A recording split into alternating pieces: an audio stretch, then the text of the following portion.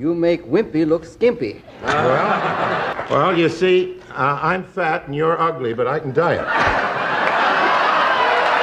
Johnny Carson usually controlled every segment with polished professionalism. The money and the success does not make you particularly happy. No, you'll find out someday, Ed.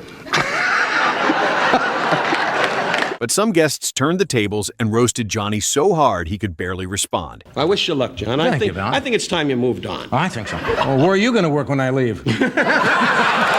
These are the funniest roasts in Johnny Carson history. Orson Welles and Robert Blake, The Weight War. Have you met Mr. Wells before? Mr. Wells, you make wimpy look skimpy. The exchange keeps escalating in real time, with Carson basically just letting them spar. Well, you see, I'm fat and you're ugly, but I can diet. Johnny later told his producer, "I became a referee that night instead of a host." Johnny Carson, the Trump mocker. Trump denied he was in financial trouble. He said Forbes magazine was out to get him because Forbes magazine said about a week ago that Donald Trump was not a billionaire, but was only worth $500 million. Now, I'm going to pause for a moment so you can get out your hankies. But Trump is one smart cookie. He announced the money he lost was Ivana's half. Carson didn't treat Trump like a serious figure, using him as a punchline and portraying him as a wealthy guy who'd toss people out on the street without blinking. Don't worry about Jennifer Flowers. She got a new job. She got fired, you know. She was a receptionist at an unemployment agency. She got canned, but she got a new job today as a Donald Trump backup mistress. Harvey Korman, the work ethic critic. I want to thank you for this spot on the show, John. Everybody sitting in the green room terrified. Well, who's going to go on next? And it's you. And you got the lucky number. My horoscope this morning said, don't follow little people on stage. He drags Ed into the bit as he proceeds to call him broke. Does not make you No, particularly you'll happy. find out someday, Ed.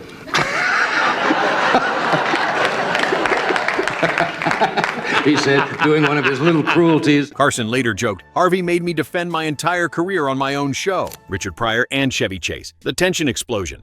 Did you have any... They're having Chinese and Indian on the other stations. Chinese and Indians? Yes, this is a white-black network, and they're moving over in Chinese I and see Indians. that kind of... And they have pilgrims and midgets on one. To balance it out. Well, Pryor starts running bits about bringing slides for Carson, but Chase keeps barging in and stepping on the joke, turning the couch into a tug-of-war. Pryor fires off, "I don't like Chevy," then asks why Chevy didn't tell Johnny he was going to take over the show, making the audience go quiet. What does he do? What is he doing in the show? He yodels and throws... Huh? What was it you said? I didn't say nothing, man. Oh. Nothing. I just say nothing. You got to deal differently when you're dealing with those people. I was going to ask you, why didn't you tell Johnny he was going to take over his show? Oh. I knew you'd bring that up, and Johnny and I, we discussed it, and neither of us care. Yeah. That monologue you were doing with the chair is a perfect replacement for Johnny. You guys better be big hits tomorrow night. I got mine. You're all right. I got mine. Carson later said, "I wasn't sure if they were joking anymore." Don Rickles, the Guam governor. John. Don, Are you the governor of Guam? Rickles rapid fires insults at Carson so fast Johnny can barely reset, including the "Are you the governor of Guam?" riff and the famous "I know your age, the prom's over" jab. Johnny plays the straight man target while feeding Rickles openings. Aren't you getting a little older? I know your age. The prom's over. All right. I mean, It's summer. I know, but you're dressing like some Chinese yo-yo or something. You look like Hong Kong Charlie. Hong Kong Charlie. How you feeling, Ed? Very good, Don. Keep your name alive. Great. Thank you. Carson told friends, "Rickles is the only person who can insult me for 10 minutes, and I thank him afterward." Don Rickles, the unrestricted assault. Funniest monologue I've ever heard. Heard you many, many years. Yeah. Tonight was the funniest, so enjoy it. Rickles opens by framing himself as the guy nobody wants to sit next to, dropping a line like, "Please tell me you're a mute." 341, Gloria opens up at the Palace in Encino Friday. With a 341. He even compares Johnny's vibes to Reagan joking about helicopters while needling Carson about how long he's been in the chair. Johnny reportedly said, "Rickles doesn't hold back, and that's exactly why I love booking him." Don Rickles, the cigarette box destroyer. This is not your land, you crazy cunt. You're not going to have the land. You stupid man, you're not going to have the land. There's no good. This is not your land. You take... After Rickles breaks Johnny's cigarette box during a guest-hosted night, Carson abandons the normal flow and literally walks into Rickles' CPO Sharky set to confront him on camera. Rickles instantly drops into grovel and insult mode, turning the "you broke my stuff" moment into a full roast. Carson's cigarette box. Oh, I broke his box. I broke Carson's cigarette box. Somebody broke my cigarette box. Come here. My box is broken. They told me you broke it on the show last night. Well, I really... Carson's revenge became as famous as the original incident. Don Rickles, the Sinatra surprise. Hey, Frank, it's good to see you.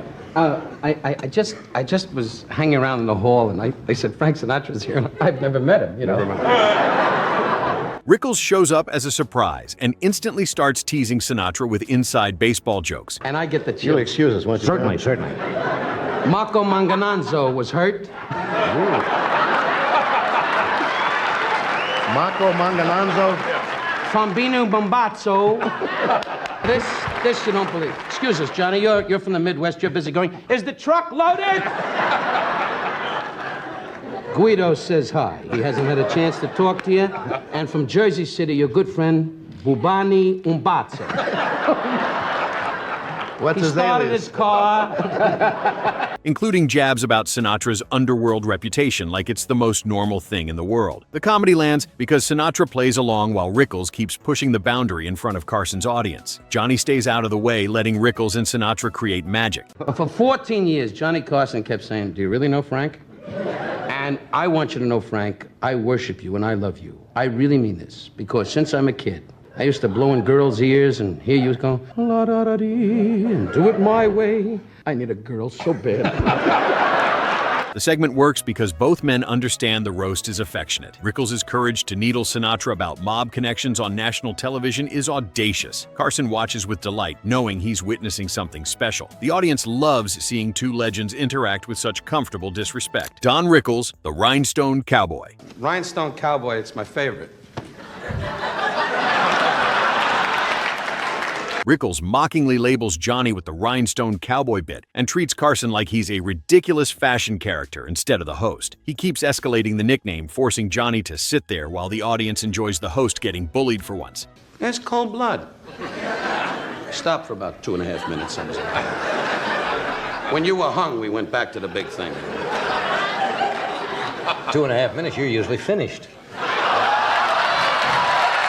Carson plays the wounded victim perfectly, which makes Rickles push harder. The segment demonstrates their perfect chemistry. Johnny knows exactly how to feed Rickles material. Rickles never breaks character, maintaining the attack for the entire segment. The Rhinestone Cowboy nickname sticks, becoming a running gag. Johnny later incorporated it into his own jokes, proving he could laugh at himself. Don Rickles, the Mr. Warmth Roaster. There you are. Gonna strap me in, or can I talk first? Bob Newhart on an airplane. We're up. Hi, John. How are you? Thanks so much for the CPO Sharky plug. You're just a sweetheart, the way you make my career roll right along.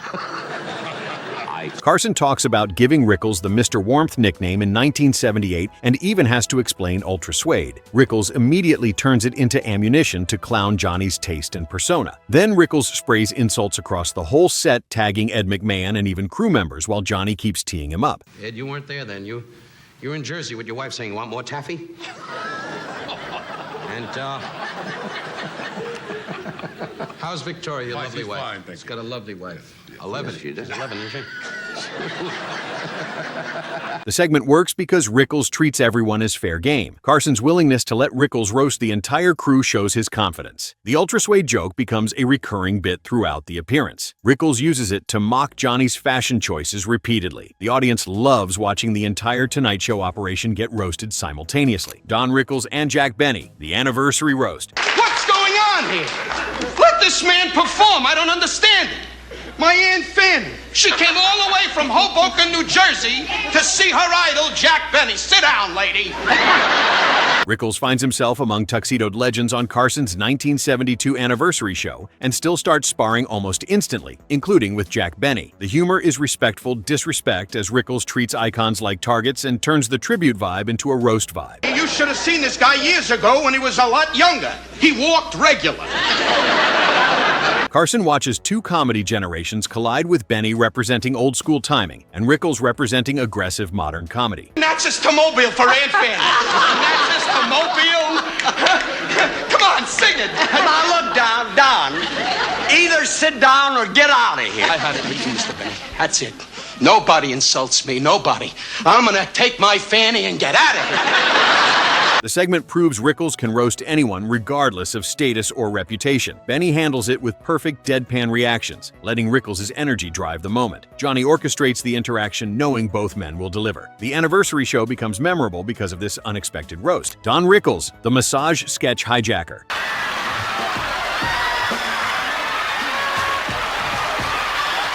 Carson is in a staged massage setup when Rickles barges in and insists on taking over as the masseuse, flipping Johnny from in control to trapped in the gag. It's roast comedy through physical domination as Rickles makes Johnny the helpless victim. Give it a couple of minutes. No.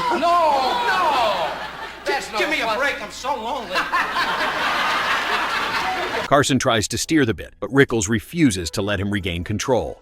The physical comedy adds a layer to the usual verbal sparring. Rickles pretends to massage Johnny while delivering insults the entire time. The audience loves seeing Carson genuinely surprised by the intrusion. Johnny's laughter is authentic because Rickles caught him off guard.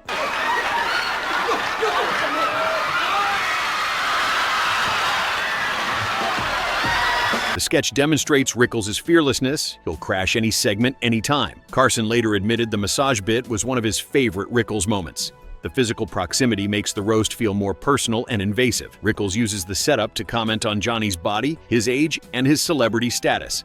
The massage becomes a vehicle for relentless mockery. Carson can't escape because he's physically trapped in the bit. Rickles milks every second, refusing to end the segment quickly. The crew is laughing so hard the camera shakes slightly. Johnny tries to maintain composure, but Rickles breaks him repeatedly. The bit works because it combines visual comedy with Rickles' signature insult style. Carson's vulnerability in the massage position makes the roast more effective. Rickles treats the whole thing like performance art. The segment became a template for how to hijack a planned bit and make it better. Johnny loved that Rickles could turn any situation into comedy gold. Foster Brooks, the lovable drunk destroyer. I don't really, no kidding. Did anybody see anybody else beside me see a snake?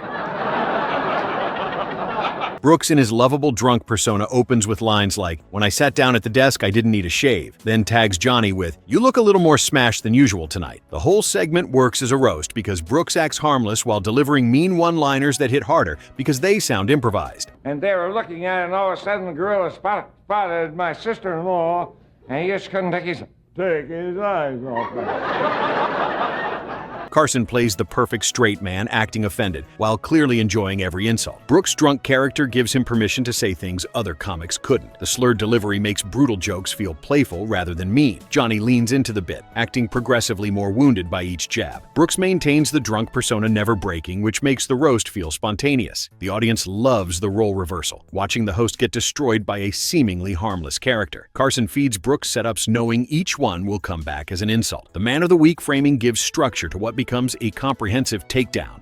Brooks roasts Johnny's appearance, his age, his career longevity, his drinking. Each joke lands because Brooks delivers it with that wobbly drunk sincerity. Carson's reactions sell the bit. He acts genuinely hurt while his eyes show he's loving it. The chemistry between them is obvious. Both men trust each other like no one else. Brooks never goes too far, keeping the roast affectionate despite the brutal content. Johnny later said Brooks could insult him better drunk than most comics could sober. The segment proved that character comedy could elevate a roast beyond standard insults. Brooks' genius was making meanness seem accidental. Carson appreciated the craft, recognizing Brooks was a master performer. The lovable drunk became one of Brooks' most requested characters. Johnny booked him repeatedly, knowing the roast format would always deliver. The segment remains a masterclass in how persona can enhance comedy. Brooks demonstrated that the rapper matters as much as the content. Carson's willingness to be the target showed his security and professionalism. The roast worked because both men understood their roles perfectly.